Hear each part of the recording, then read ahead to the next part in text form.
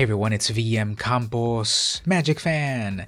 I've got a brand new deck tech video for you. I've got a Brawl deck tech video. This one features Oketra, God-Eternal. It's a Brawl deck that I really enjoy, so let's talk about it. Now every Brawl deck, just like a Commander deck, needs to be carefully crafted because it's a singleton format. We only have one of each. But by organizing our types of cards into sort of concepts, we can find multiple versions of cards that do the same sort of effect. Let's check out the commander of it all first. God-Eternal Oketra. She is a 5 casting cost, 3/6 zombie god with double strike. So if she hits, she's going to do 6 damage.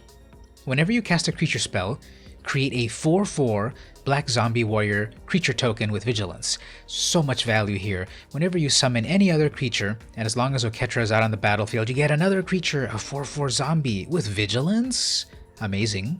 What's even more amazing is that yes, she's 5 casting cost, but if you play your cards right, you'll never have to pay the commander tax again, because when Oketra dies, or is put into exile from the battlefield, you may put it into its owner's library 3rd from the top, so you can have Oketra come back over and over.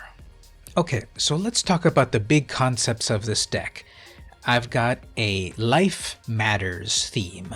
I have life gain creatures, the enablers, and life gain creatures, the payoff. We'll start off with Beloved Princess. For a single white mana, you get a 1/1 with lifelink, and she cannot be blocked by creatures with power 3 or greater, so she's going to get in to give you some life. Next we've got the Soul Mender, also a single white mana for a 1/1, tap you gain life, so it's going to be a reusable life gain without even needing to attack. Impassioned Orator, 2 mana, 2/2. Whenever another creature enters the battlefield under your control, you gain 1 life. So you can get some reusable life gain right there as long as something else gets summoned. Charming Prince is also a 2/2 for 2, but then you get to pick Scry 2, gain 3 life, or exile another creature you own and then return it to the battlefield at the end of your end step. So you can blink out a creature if you need it, although we don't really have a lot of that going on in this deck. You can scry 2 when you don't need that life gain. For example, you don't have your life gain creatures that pay off. I'll get to those soon. Or you gain some life to help you with those payoff creatures. One more life gain enabler. We've got Linden, the Steadfast Queen. 3 mana, 3/3. She's got Vigilance. Whenever a white creature you control attacks, you gain 1 life. So she attacks herself or any other white creature, and they're all white creatures, you're going to gain life. Well, the whole point of that is for my life gain payoff creatures. A Johnny's Pridemate. Good old Johnny's Pridemate. I like the M19 art for this card a little bit better than the other ones. This is a 2/2, and whenever you gain life, put a 1/1 counter on it. So this little 2/2 for 2 can get really big with your life gain enablers. Imagine Beloved Princess turn 1, Pridemate turn 2, and that's already a 3/3 creature on turn 2. Next up is Angel of Vitality. This is a 2/2 for 3 mana with flying. If you would gain life, you gain that much life plus 1, so that she's going to give you a lot of extra life gain when you gain life. Angel of Vitality gets +2/+2 as long as you have 25 more life or more. If you can drop her on turn 3 and have not taken any damage, she's automatically a 4/4 for 3 mana plus flying. And as you gain more life, she'll be up there as a 4/4, and she helps you gain more life. Because then we move over to the Gideon's Company, 4 mana, 3/3. Whenever you gain life, put 2 +1/+1 counters on Gideon's Company. So you can quickly make this little guy into a big guy with some life gain. And you can also put loyalty counters on any of your Gideon Planeswalkers. Spoiler alert, there is a Gideon in this deck. And then lastly, Twin Blade Paladin is the other life gain payoff creature. I love this card. 4 mana, 3/3. Whenever you gain life, put a 1/1 counter on the Twin Blade. Okay, as long as you have 25 or more life, Twin Blade has double strike. I love double strike. So this can be a one-shot kill if you get the power and toughness up high enough. So life gain is one of the concepts of this deck, but we've also got big threats. Angel of Grace, 5 mana, 5/4, flash and flying. So imagine flashing in a 5/4 creature at the end of their turn and coming in unopposed. Also, with that flash casting, if your life would go less than 1, it just becomes 1. And if the angel is in your graveyard, pay 6 mana, exile it, and your life resets back to 10 in case you were at 1. Another one of the big threats is Cavalier of Dawn. 5 mana for 6 with Vigilance, and when it enters the battlefield, it can destroy any non-land permanent and turn it into a 3/3 golem. Do it to your opponent's worst things, or do it to your own weak things to make them bigger. So this could be an example of the Charming Prince's blink effect, if you want to use that. And when it dies, return target artifact or enchantment card from your graveyard to your hand. So you can save something and recast it. Loxodon Life Chanter, 6 mana for 6. When it enters the battlefield, you may have your life total become the total toughness of creatures you control. If you've got a lot of creatures and then you summon this, you can reset your life pretty well. But here's why I love this card. 6 mana, activated ability, Life Chanter gets +X/+X until end of turn, where X is your life total. In theory, you're going to give this at least like a +10/+10. Probably even higher with all that life enabling. Sephara Sky's Blade, 7 mana for a 7/7 with flying and lifelink. You can get her out faster if you pay 1 white and tap 4 untapped creatures with flying. So you might do the alternative cost, but you're probably going to do the regular cost. And in addition to flying and lifelink, you'll have your other flyers indestructible. And then we've got the Sunblade Angel, 6 mana, flying, first strike, vigilance, lifelink as a 3/3. Really cool. So those are the big threats of this deck. In order to get faster to those big threats, we have some mana rocks. We've got Arcane Signet. This is an auto-include in a Brawl deck. 2 gives you an artifact that can tap for any color mana of your commander's identity. Over at 3 mana, we've got the Heraldic Banner. Pick white, it gives you white mana, and it gives your white creatures +1/+0. Mana Geode. 3 mana gives you a mana rock, and it lets you scry 1. And lastly, Spinning Wheel, the strictly better Manalith. 3 mana, tap to add 1 color, and 5 and tap target creature. This has been such a useful card to really tap out their big annoying creatures on their turn when they're about to attack with it, or on my turn when I'm about to go in for the kill.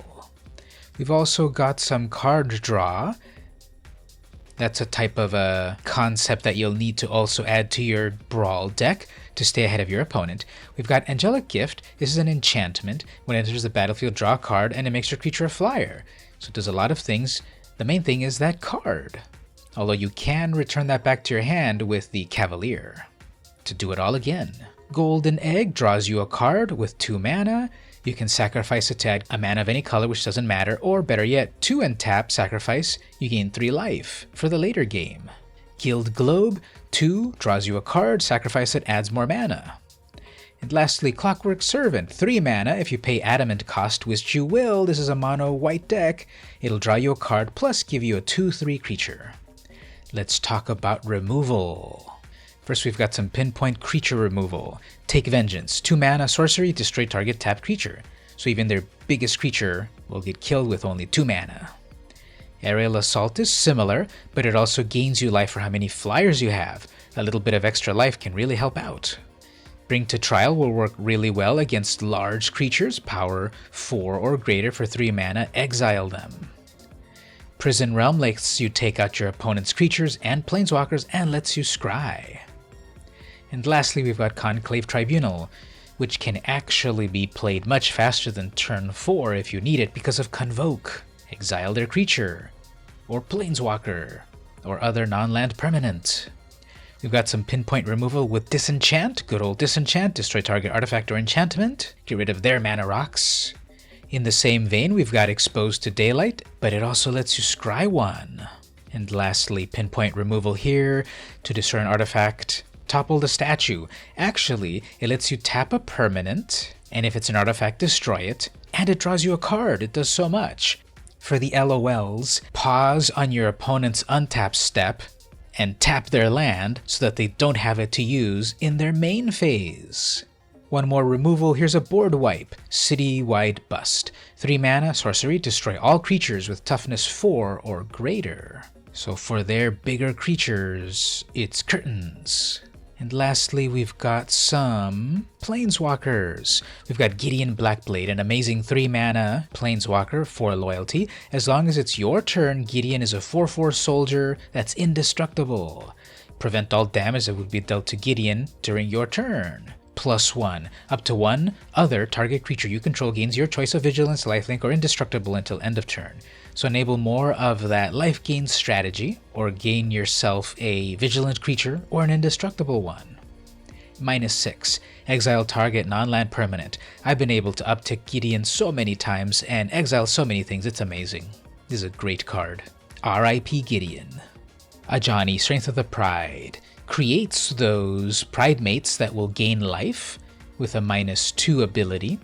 +1 ability, gain life equal to the number of creatures you control, plus the number of Planeswalkers you control, so even more life gain. And then at 0, if you have at least 15 life, more than your starting total, exile Ajani and each artifact and creature your opponents control. So if you can get up to 40 life for 0 loyalty, you'll do a board wipe as well. The Wanderer, 4 mana, 5 loyalty. Prevent all non-combat damage that would be dealt to you and your permanents you control. This has been an amazing static ability when my opponent wants to do an Oath of Kaya on my creatures. Yes, they'll still gain the 3 life, but no, they won't damage my creature. And they will be totally clicking furiously, what happened? Minus ability, -2. Exile target creature with power 4 or greater. So exile is better than destroy. And lastly, we have Ugin the Ineffable. 6 mana, 4 loyalty. Colorless spells cost 2 less to cast, so get those artifacts out even faster. Exile the top card of your library face down and look at it. Create a 2/2 colorless spirit, and when the spirit dies, you get the card. So you've got some great blockers and card draw for a +1. -3, destroy target permanent that's 1 or more colors. So if you need to do a 6 mana kill spell, okay, here you go. But you'll probably be able to do it multiple times as you +1. As for lands, we've got a Castle Arden Vale. It enters tapped unless you've got already a Plains. That should be no problem. You pay 4 and you create a 1/1 white human creature token, so some blockers. Idyllic Range, it comes in tapped unless you've got 3 other Plains already, and when it comes untapped you get a +1 counter on one of your creatures. 12 Plains, 1 Blast Zone. It enters with 1 charge counter, gives you colorless mana, you pay double X to add more X counters on it, and you pay 3 and tap and destroy each non-land permanent with CMC equal to the number of charge counters. So that's a great safety valve for when your opponent's creatures are really building up some sort of a board with equal converted mana costs. Command Tower and Auto Include. Add 1 mana of any color. This is really not necessary in the deck, but I like it as a way to flex against my opponent. Cryptic Caves gives you colorless mana, and then later on you can tap it, sacrifice it, draws you a card when you've got 5 or more lands. Emergence Zone. Sometimes you need to flash cast things on your opponent's turn, and this lets you do that. Evolving Wilds. As a way to thin your deck, go get a land and keep you rolling. Therefore, Fabled Passage is included as well.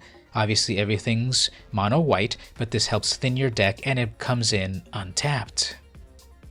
Interplanar Beacon for our Planeswalkers, gain us a little bit of life every time they're summoned and gives us a little mana.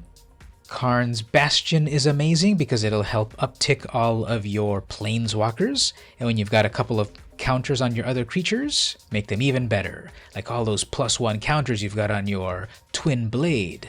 Lotus Field, it's hexproof, it gives you 3 mana of any color, you just have to sacrifice 2 of your lands. And finally, Mobilize District, as a way to create a living land. Once you've got 4 mana, you'll be able to become a 3/3 instantly. So there you go, that is my God-Eternal Oketra deck for Standard Brawl. Check the description for the full importable deck list. Let me know how I could improve this deck. What should I add? What should I remove? What should I shuffle around? I'd love to hear how well you do with this deck. Don't forget to like, subscribe, comment, and all that good stuff. Share this video perhaps. Maybe check out patreon.com/vmcampos and become part of the VMC crew. For $1 you get access to the exclusive stuff. I hope you liked the video. Let me know what you think, and see you on Ravnica.